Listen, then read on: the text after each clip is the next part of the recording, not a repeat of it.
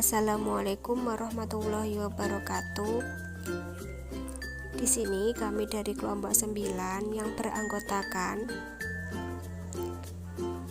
saya sendiri, yaitu Dwi Fitriana Amirah Husna dengan Ali Mustafa, akan menjelaskan tentang analisis jalur kritis. Langsung saja di definisi jalur kritis, yaitu suatu kondisi dan situasi yang dihadapi oleh seorang manajer dengan menetapkan analisis pada segi waktu dan biaya sebagai latar belakang dalam setiap membuat keputusan, khususnya keputusan yang berkaitan dengan jaringan.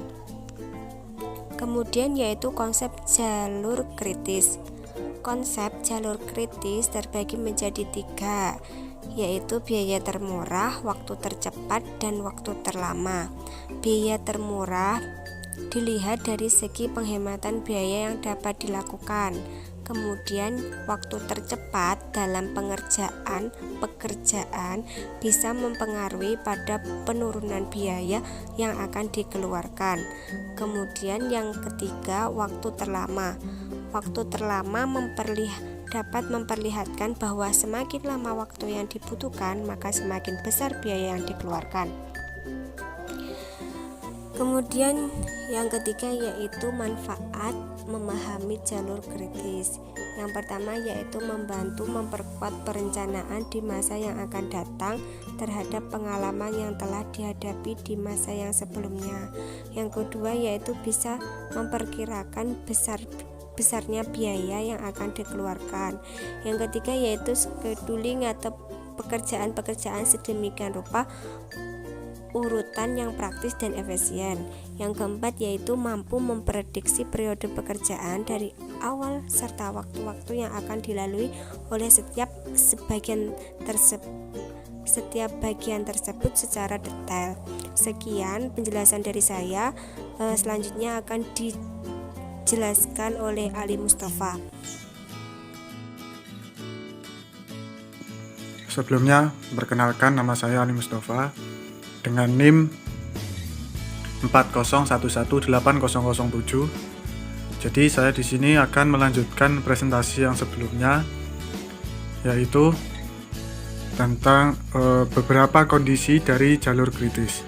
Jadi secara umum itu ada beberapa kondisi dari jalur kritis yang terjadi, yaitu yang pertama itu sering ditemukan suatu kondisi kegiatan yang dilakukan secara bersamaan atau awalnya dilakukan dengan jalur berbeda namun bergerak secara bersamaan dan hasil akhirnya adalah menuju kepada satu tujuan.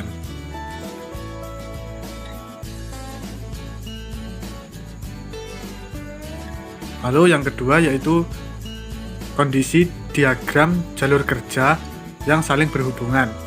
Jadi di mana setiap bagian itu dilihat saling memiliki hubungan dalam membangun jaringan kerja. Artinya setiap kegiatan itu memiliki hubungan yang saling tergantung atau terhubung satu sama lainnya. Lalu yang ketiga yaitu kondisi dilakukannya kegiatan kosong atau tidak ada, namun memiliki tanda berhubungan sehingga tidak tertera angka pada kegiatan kosong tersebut.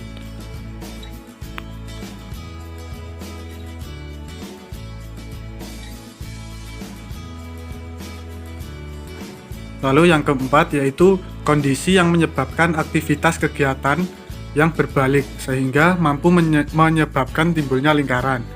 Jadi kondisi ini terjadi di saat suatu pekerjaan perlu dilihat kembali terhadap apa yang sudah dilakukan.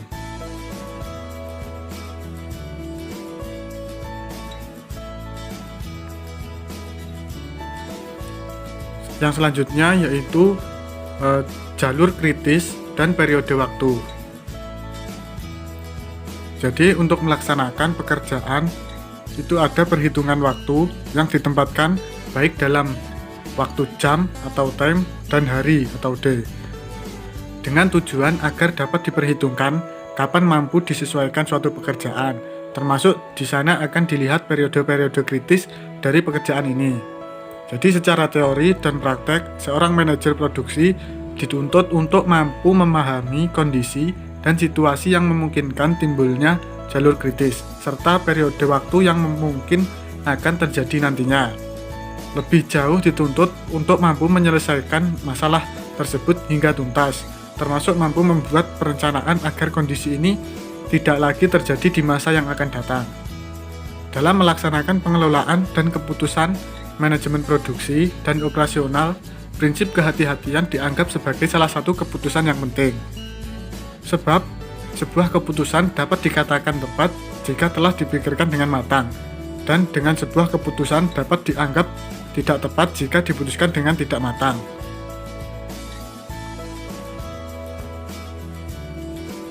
Adapun mekanisme yang harus diperhatikan hubungan antara jalur kritis dan periode waktu ini adalah: 1.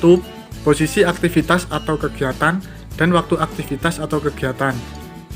Sebagai contoh dapat kita lihat di bawah ini. B sebagai aktivitas dalam bentuk kode, dan 5 adalah waktu aktivitas seperti 5 menit atau 5 jam. Yang kedua yaitu posisi waktu start atau dimulai dan waktu finish atau selesai yang terdapat pada setiap aktivitas. Sebagai contoh dapat kita lihat di bawah ini. 1.10 itu adalah waktu dimulainya atau waktu start, dan 5.20 itu adalah waktu finish atau selesai.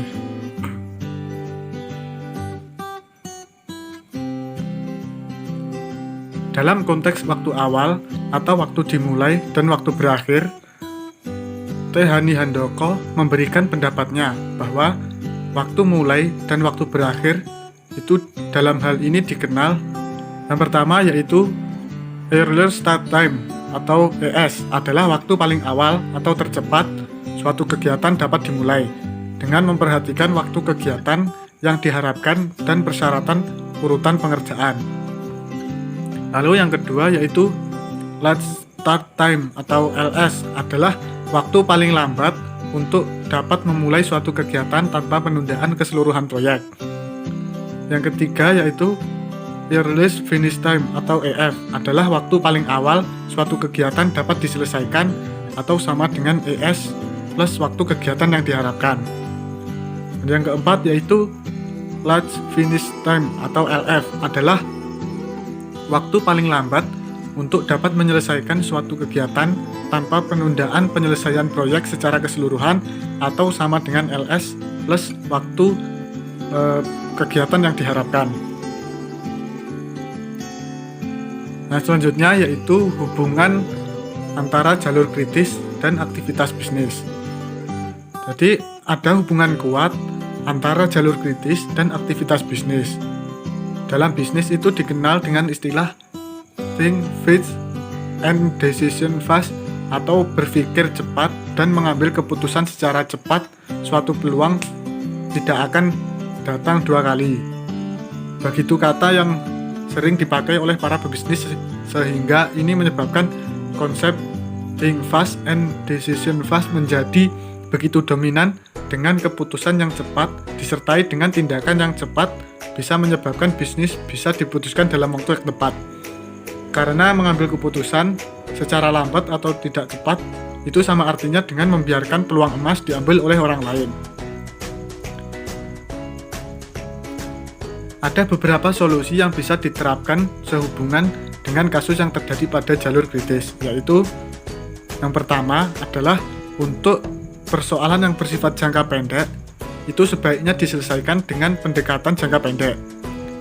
Contohnya seperti pesanan barang dalam kapasitas di luar kemampuan pabrik, maka solusinya itu sebaiknya menerapkan konsep kerjasama dengan perusahaan rekanan untuk mengorder sejumlah pesanan agar dikerjakan oleh perusahaan rekanan sehingga jumlah pesanan dapat tetap terjaga.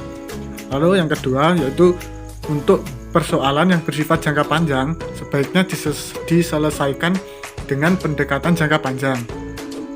Seperti pesanan order tahun depan yang telah ditandatangani kontraknya pada tahun ini, maka solusi yang dapat dilakukan adalah dengan membeli peralatan pabrik tambahan secara kredit jika perusahaan dianggap belum memiliki dana tunai.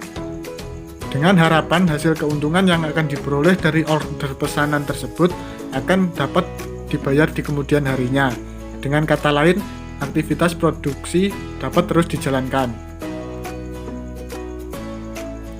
Cukup sekian penjelasan dari kelompok kami. Jika ada kurang lebihnya, kami mohon maaf sebesar-besarnya. Wabillahi taufiq wal hidayah, waridha wal inayah. Wassalamualaikum warahmatullahi wabarakatuh.